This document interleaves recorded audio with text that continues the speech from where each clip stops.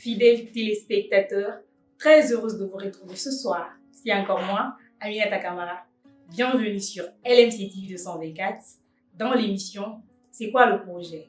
Mesdames et messieurs, aujourd'hui nous avons l'immense plaisir d'accueillir un agriculteur passionné qui a su concilier tradition et modernité pour relever les défis du secteur agricole. Va partager avec nous son parcours, ses innovations et son regard sur l'agriculture. Ensemble, explorons comment il arrive à transformer chaque saison en une promesse de récolte et de saveurs authentiques.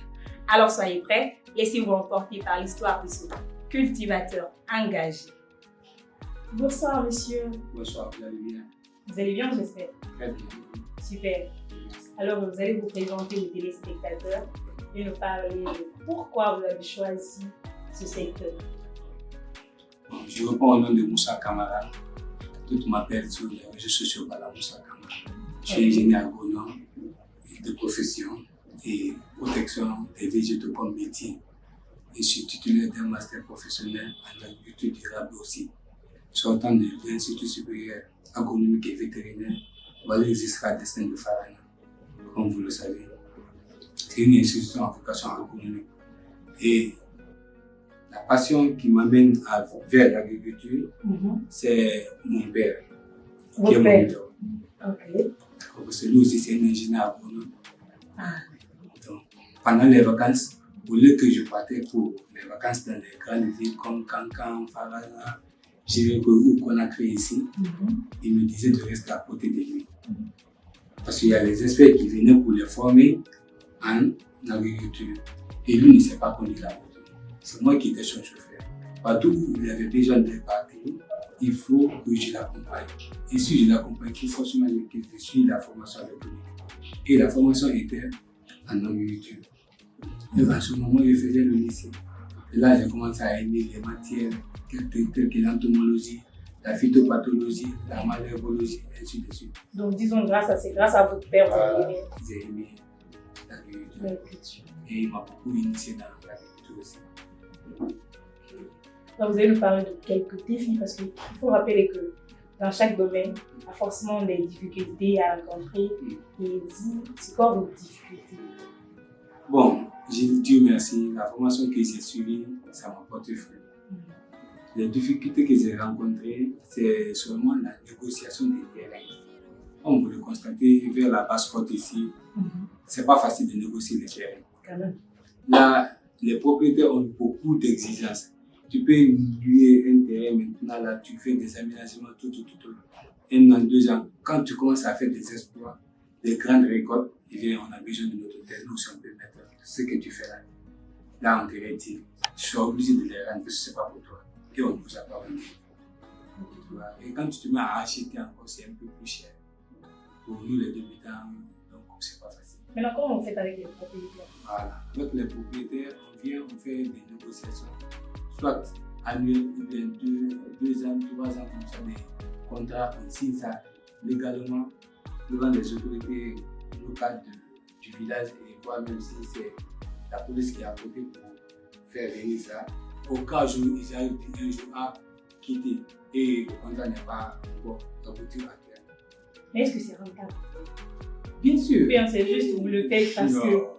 C'est pas parce qu'on aime l'agriculture, c'est tellement économique. Vous, c'est le premier métier sur terre.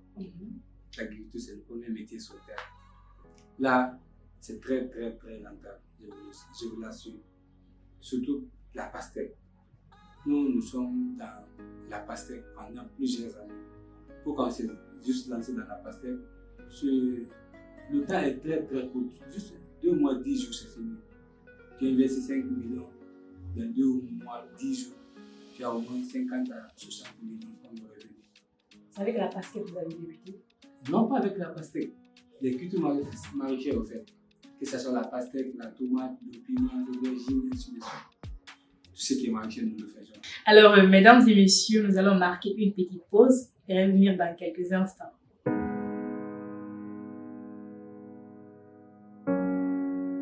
Bonsoir, nous sommes à MDP Monde des possibilités. Agir, grandir, réussir ensemble.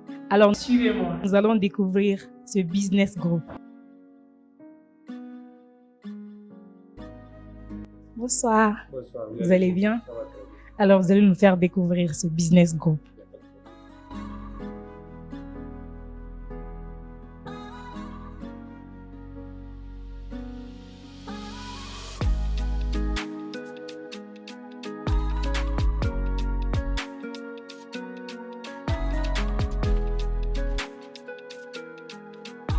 Bonsoir, Vous allez bien, j'espère. ça va l'Alhamdoulilah. Alors, vous allez vous présenter.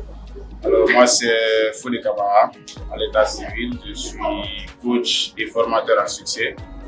Je suis spécialiste de l'indépendance financière, création et gestion d'argent. Donc si vous voulez apprendre à gagner et gérer de l'argent, vous êtes au bon moment et au bon endroit.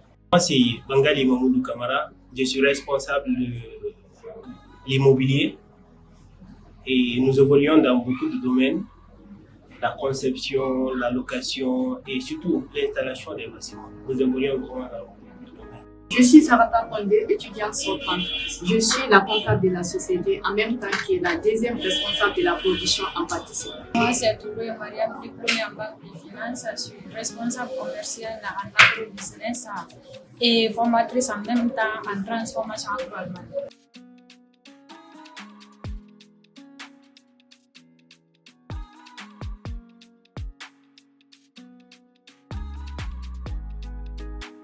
Les différents départements que nous avons. Ça, c'est l'académie de formation. Et l'autre là, c'est l'agence de voyage. Après les bourses d'études. Et l'autre là, c'est commerce général. Commerce général. Et en bas, c'est nettoyage et désinfection. Et du coup, on a l'agro-business. Et après l'agro-business, nous avons la saponification et cosmétique. Et de l'autre côté, nous avons logistique et transport. Et en bas, nous avons la pâtisserie et boulangerie. Là, nous avons l'immobilier et BTP. Et enfin, nous avons décoration et événementiel. Dans tous ces départements-là au sein de la société, et nous formons des gens dans tous ces départements.